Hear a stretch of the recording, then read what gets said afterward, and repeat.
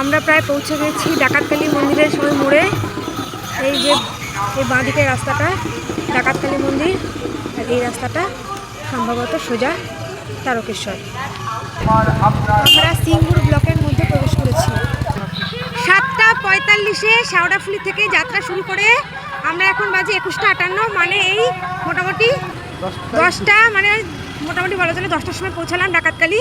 তাহলে আমাদের নিমাইতীর্থ ঘাট শেওড়াফুলি থেকে ডাকাতকালী মন্দির আসতে টাইম লাগলো 2 ঘন্টা 15 মিনিটে। আমরা মোটামুটি 12 কিলোমিটার পথ অতিক্রম করে ফেলেছি। ডাকাতকালী মন্দিরে সবাই রেস্ট নিচ্ছে। অমরনাথের প্রথম রেস্ট যেমন পিসুটপ, তেমন এই তারকেশ্বরের প্রথম রেস্ট হচ্ছে ডাকাতকালী মন্দির। রেস্ট নেওয়ার প্রচুর জায়গা আছে। বিখ্যাত মা ডাকাতকালী